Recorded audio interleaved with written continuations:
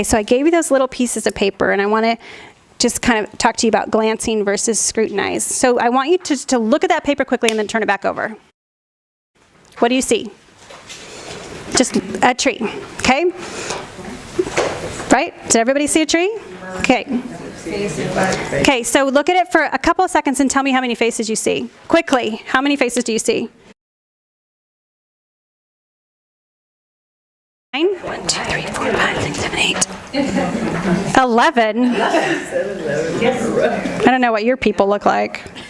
Oh, I see the 9, 2, and 2. It's over there, right? Oh no, I see 10. Woo! See, I thought there was 10 the first time I saw it, but this one isn't as clear. Okay.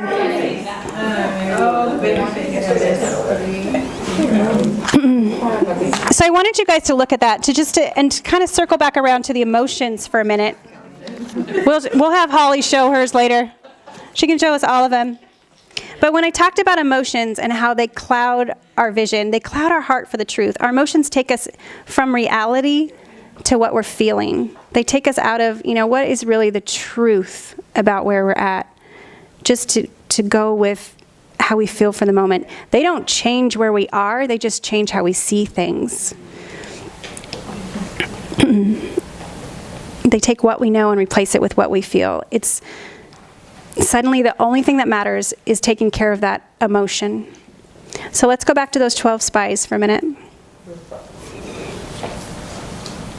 The chapter begins with this. It says, "And the Lord said to Moses, send men to explore and scout out for yourselves the land of Canaan, which I give to the Israelites."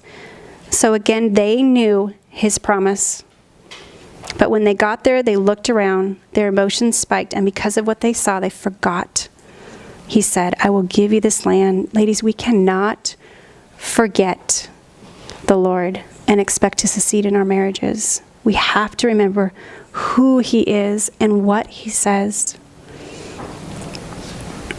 Philippians 2:5 says, "In your relationships with one another, have the same mindset as Christ." This becoming more and more like Christ is just the whole core of this study.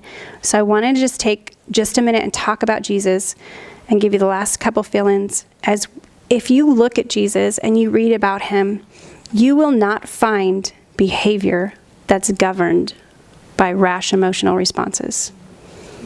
It just isn't there. And so if we're supposed to line ourselves up and behave like Christ, if you look at his time with his disciples, his time with his family, his time with his enemies, his time on the cross, he wasn't up there screaming and yelling. He was calm. We continually see the people around him reacting in their emotions, but time and time again, we see Christ reins them in by referring them back to the truth. He didn't rush about. He didn't react to all of their stuff. He just calmly and steadily interacted with the people around him in an attempt that they would see God through him. And if we're going to be like him, that's what we have to do. We have to go with all the craziness that comes at us and somehow find a way to be calm and intentional so that they would see God through us in our daily lives. That is not an easy task. Christ didn't allow others' actions to affect his course. He was kind and compassionate. He was not reactionary. His whole goal was to do the will of the Father. He didn't let anyone deter that focus. His eyes were fully set on the Lord, and his heart was full of God. So how do we do that as wives? The last section of fill-ins is pretty easy. It's who, what, when, where, how, and why. And I'm going to go through them a little slower. Don't worry. But we tend to do, what I tend to do, I don't know about you, but I'll speak for myself, is I tend to react. And what I need to do is remember, especially in the context of my marriage. So the first one is, I need to remember who made my husband. Genesis 1:27 says, God created mankind in his own image. In the image, God created them. In his image. So that's pretty clear. And if we look at our husbands through a lens of evaluation, and we forget that the Lord made him exactly the way he is, just like he made you and I with all of our crazy quirks. I hate to tell you, but you have your quirks too. What kind of respect would you give your husband if you remember that one thing, that God made him in his own image? When I read that and really think about that, that's humbling to me. Because my husband was made in God's image.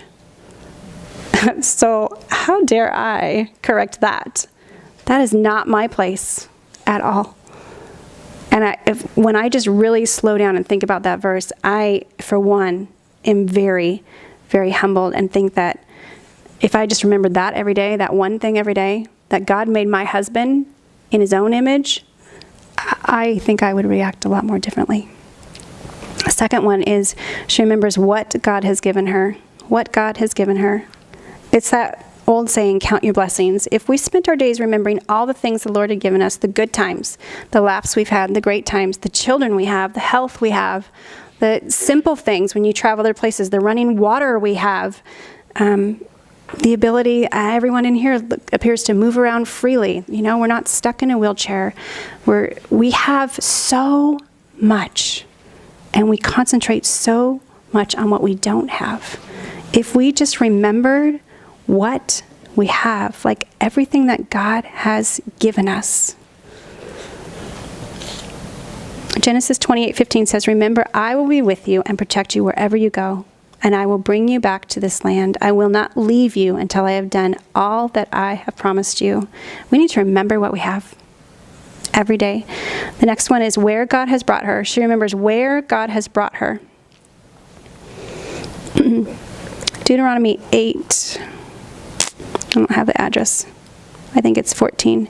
And you shall remember that the Lord your God led you all the way these 40 years in the wilderness to humble you and test you, to know what was in your heart and whether you would keep his commandments or not. So when you get frustrated or stuck, remember that. He kept them in the wilderness to test them. It says to humble you, to test you, and to find out what was in your heart. So that is a good one to hold on to when we're discouraged, that we need to understand that our heart is revealed in times of trials. Who we really are comes out in times of trials. Are we going to fight back? Or are we going to fight for our marriages? The next one is she remembers when she needed God's grace. Ephesians 2:4-5, but because of his great love for us, God, who is rich in mercy, made us alive with Christ, even when we were dead in transgressions. It is by grace that you have been saved. I don't know about you, but God has poured grace upon grace upon grace out to me. And when I'm prideful, I need to remember that.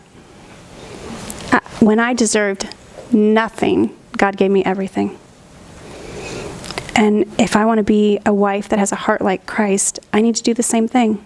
When my husband deserves nothing, I need to give him everything. Grace is at the heart of a strong marriage. The next one is how God can work through her. 1 Corinthians 15:10, but by the grace of God I am what I am, and his grace was not without effect. No, I worked harder than all of them, yet not I, but the grace of God that was in me. His grace was not without effect. The root of that word means that it was not empty or in vain or lacking truth. God reached out to every single one of us in his grace. His expectation, and I would dare say expectation, is that we would not waste that grace. That we would give that grace away and that we would pour it on to the people around us. It says that that grace would not be without effect. What is the effect that God's grace has had on your life? What is the effect that God's grace has had on your marriage? Our first and foremost effort in grace, I think, should be towards our husbands. And I see women be so gracious to each other. So gracious to strangers. So gracious to people you've never even met. I mean, we shower each other with grace. I mean, think about it. You hear about someone who loses their husband, women rally around that kind of thing, pouring out grace on them. Do you pour that kind of grace out on your husband? The one you are intended to be closest to, besides God. It should start first in our homes. Yes, we should extend it, but I think it should start closest first and hit the people closest to you first. Just like a pitcher of water, if you're pouring it out, it should go to those things closest, and then it goes out. Our grace should come first to our husband, then to our children, then to our friends, and then to extended, I think. Finally, the last one is she should remember why her actions are important. Why her actions are important. 1 Peter 3:1, wives, in the same way, submit yourselves to your own husbands, so that if any of them do not believe the word, they may be won over without words, but by the behavior of their wife. This verse talks about winning our husbands' souls by our actions. Believers are not, our husbands' souls are in the refining process just like ours. God's not done with your husband, or he would be in heaven. He's not done with you and me either, or we would be gone too. At least that's what I think. Our husbands are being refined right along with us. And this verse says that they will be won over by our behavior, not our words. So this week, I challenge you guys to dig deep into the Word, to sit face to face with God. Lift that veil of illusions that we have and delusions and replace them with truth that can be found in His Word. And I just pray that your eyes will be opened, that your hearts will be healed. Try to remember and not react. And maybe write yourself a note. I meant to bring the little Sharpie up here, but those of you that have sat under me and teaching before, you know I like to write on myself, to remind myself. And I would encourage you to write R&R on your hand this week. And don't tell anybody what it means. Just keep it to yourself. When people think you need a nap, that you're reminding yourself to give you a nap. But let it just help you to remember and not react this week and see what God does. That we would just trust Him wholeheartedly. I chose the model of a warrior for the study very specifically because I think it's a fight to keep God in the center of our marriages. I've talked to you guys about just how beautifully we walk out our faith in other areas, and I think we struggle, and I don't totally understand why we struggle so much with our husbands and with doing faith inside our marriages, but I know it's a battle not just for me, it's a battle for a lot of women. But I just encourage you to dig into His Word and to gain wisdom to fight for our marriages. I'm going to close this in prayer. Heavenly Father, Lord, I just bring every family before you that's represented here, God. Would you just touch us and protect us? I know, God, that we're going to come under attack, so I pray just your protection over these women. I pray your protection over their husbands and their families and their homes. But God, more than anything, I pray that you would grab hold of our hearts this week, and that we would see that when we spend time with you, we do become strong. And that's really what the focus of this week is. God, would you help us to take the time that's needed to be strengthened and encouraged and to grow in our knowledge of who you say we should be and the promises that you have for us. In your precious name, amen.